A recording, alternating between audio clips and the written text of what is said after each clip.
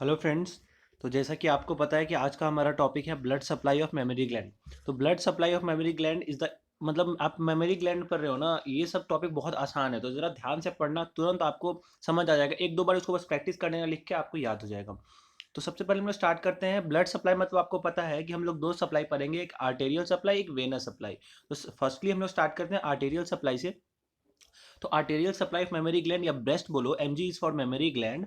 जो ब्रेस्ट जो होता है वो हाईली वैस्कुलर ऑर्गन है, ठीक है। मतलब वहाँ बहुत ज़्यादा ब्लड की सप्लाई होती है, that's why it is known as the highly vascular supply by. अब कौन कौन सा जो आर्टरीज है वो उसको सप्लाई करता है, तो तीन आर्टरीज सप्लाई करती हैं। फर्स्ट आर्टरी है इंटरनल थोरासिक आर्टरी। अब इंटरनल थोरेसिक आर्टरी जो है वो आपको नाम से क्लियर है कि थोरैक्स के अंदर होगा, ठीक है। वो उसकी डिटेल जब हम लोग थोरैक्स पढ़ेंगे तब जाएंगे, लेकिन अभी हमको बस जानना है इंटरनल थोरेसिक आर्टरी कैसे सप्लाई करती है।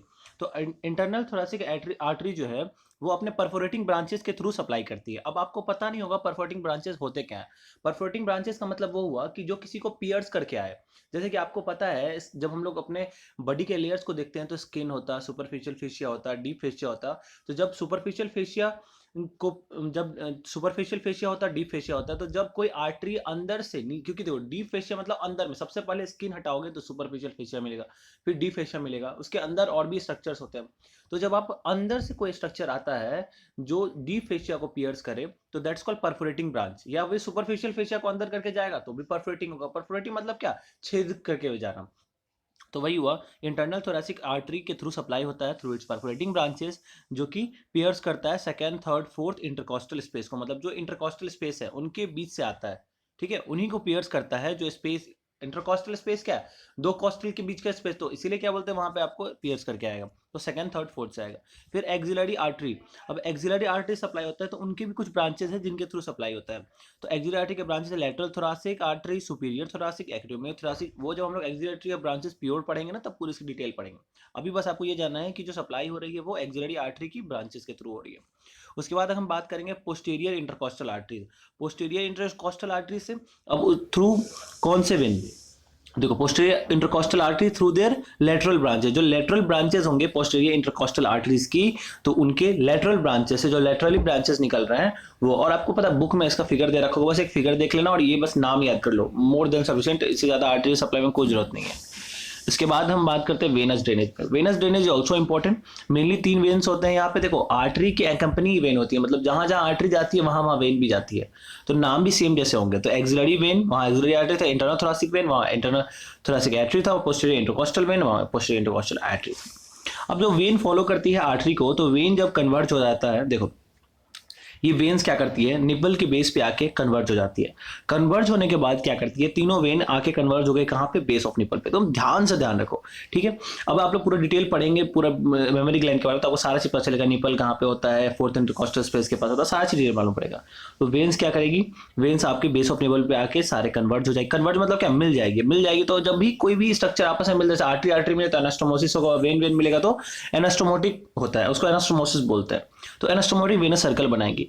और वहां से क्या होगा कि वो रन करेगी, ठीक है। अब वेन सर्कल एनास्टोमोसिस कर लिया, उसके वो रन करेगी, वहां से निकल के जाएगी कहीं पे। तो अब दो तरीके से वेन हो जाएगी, सुपरफिशियल वेन और डीप वेन। सुपरफिशियल वेन किसके थ्रू ड्रेन करेगी, मतलब क्या है, कौन से वेन के थ्रू जाके ड्रेन करेगी। ड्रेन का मतलब कुछ नहीं होता जाके ब्लड वहां पे डाल देना, दैट्स कॉल्ड ड्रेनिंग। तो सुपरफिशियल वेन ड्रेन करेगी इंटरनल थोरासिक वेन के थ्रू, डीप वेन ड्रेन करेगी internal thoracic when, axillary vein, posterior intercostal when. अब देखो इंटरनल थोरासिक वेन दोनों में है, तो इससे डीप वेन भी ड्रेन करेगी और सुपरफिशियल वेन। अब सुपरफिशियल वेन क्या है, जो सुपरफिशियल फेशिया में होगी, डीप वेन जो डीप फेशिया में होगी, ठीक है। बात बस क्लियर रखो, नाम आपको याद रखना है और कुछ नहीं। अब इसी क्लिनिकल देखो, पता है बहुत इंपॉर्टेंट है clinical, metastasis of breast cancer, metastasis of breast cancer to the brain. अब क्या है ना, ब्रेन में क्या होता है कि ट्रांसफर हो जाता है मेटास्टेसिस के। तो मेटास्टेसिस का मतलब आप लोगों ने पहले भी पढ़ा होगा 11th-12th में, कि जो कैंसरस सेल क्या है ना, मूव कर जाते हैं, एक जगह से दूसरी जगह मूव कर जाते हैं, दैट्स कॉल्ड मेटास्टेसिस, ठीक है। अब पता है कि तो वही बोल रहा है कि ब्रेस्ट कैंसर जो है वो ब्रेन के पास चला जाता है। और क्या रूट है उसका जाने का, जैसे ही कैंसर सेल हो गया, मतलब कैंसर हो गया ब्रेस्ट में, तो वो पोस्टीरियर इंटरकॉस्टल वेन के थ्रू जाएगा। फिर उसके बाद वो जाएगा वर्टिब्रल वेनस प्लेक्सस के पास, ठीक है, वो सब आप लोग जब पढ़ेंगे ना पर्टिकुलर टॉपिक तो आपको क्लियर होगा। फिर जाएगा इंट्राक्रेनियल ड्यूरल वेनस साइनसेस। जब आप हेड नेक पढ़ेंगे तो आपको इंट्राक्रेनियल ड्यूरल वेनस, इंट्राक्रेनियल कुछ नहीं, जब क्रेनियम जो बेन की खोपड़ी है, खोपड़ी के अंदर में जो साइनस होगा dural venous sinus, that's called intracranial dural venous. फिर उसके बाद ब्रेन में पहुंचेगा। ब्रेस्ट से क्या हुआ, पोस्टीरियर इंटरकॉस्टल वेन, वेन के पास क्या आ गया, वर्टिब्रल वेनस प्लेक्सस, और फिर इंट्राक्रेनियल ड्यूरल वेनस साइनसेस, उसका सीधा ब्रेन में चला गया। ठीक है, तो ये आपका हो गया ब्लड सप्लाई। तो इसी तरह से अगर आपको हमारा वीडियो पसंद आया तो प्लीज़ हमारे चैनल को सब्सक्राइब करना और वीडियो को लाइक करना और शेयर जरूर करना, बिकॉज ये आपको जरूर हेल्प करेगा। ठीक है, बहुत ज़्यादा हेल्प करेगा आपको। तो ओके, बाय।